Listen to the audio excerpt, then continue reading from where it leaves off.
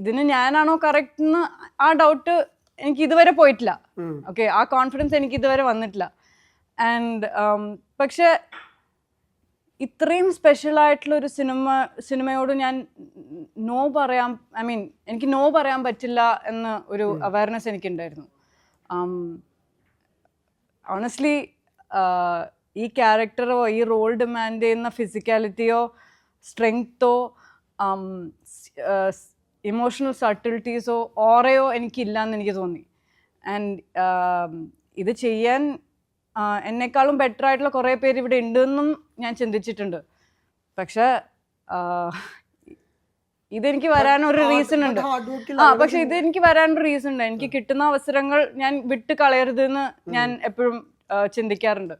So ഈ റോളിന് വേണ്ടി ഞാൻ എന്നെ കൊണ്ട് പറ്റുന്നതൊക്കെ ഞാൻ ചെയ്യുമെന്ന് ഞാൻ സ്വയം പ്രോമിസ് ചെയ്തു.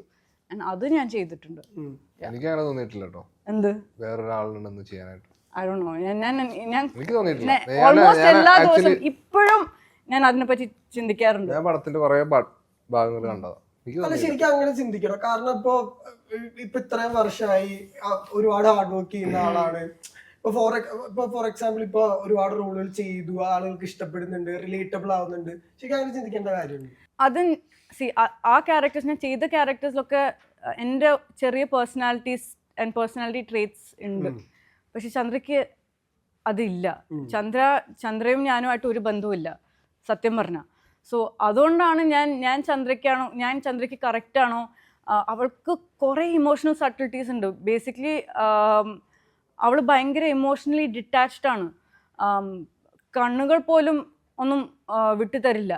സോ അങ്ങനത്തെ ഒരു ക്യാരക്ടർ ഞാൻ എപ്പോഴും എൻ്റെ കൈയും കാലും എല്ലാം ഫേഷ്യൽ മസിൽസ് ഒക്കെ യൂസ് ചെയ്തിട്ടാണ് അഭിനയിക്കുന്നത്. സോ അവിടെ ഞാൻ അങ്ങനെ റിസ്ട്രിക്റ്റ് ആകുമ്പോൾ ഞാനും വിചാരിച്ചു അയ്യോ ഇതെനിക്ക് ചെയ്യാൻ പറ്റുമെന്ന്. ഇതുവരെ എനിക്ക് ആ കോൺഫിഡൻസ് കിട്ടിയിട്ടില്ല സത്യം പറഞ്ഞാൽ. ഇപ്പോൾ മേ ബി ഈ മലയാള സിനിമയിൽ എത്ര പേർക്ക് ഇങ്ങനത്തെ ഒരു അവസരം ഉണ്ടാവും അറിയില്ല.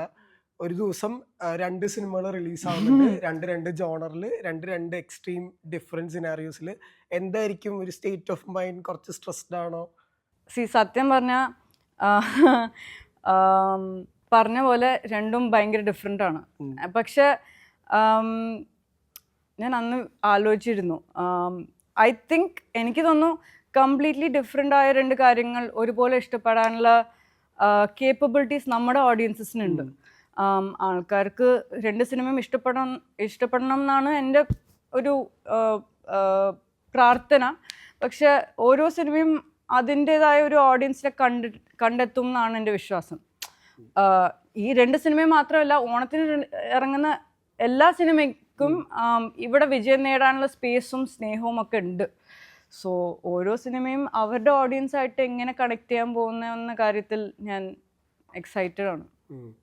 അപ്പോൾ നിങ്ങൾ 3 പേർക്കും വലിയൊരു ഓൾ ദി ബെസ്റ്റ്. ഈ പറഞ്ഞ പോലെ ഒരുപാട് എൻ്റർടൈൻ ചെയ്യിച്ചിട്ടുള്ളതാണ് ഞങ്ങളെ. ഇനിയും എൻ്റർടൈൻ ചെയ്യിക്കാൻ സാധിക്കട്ടെ എന്ന് ആശംസിക്കുന്നു. Thank you for the time and all the best for Loga and Odumudri. Thank you.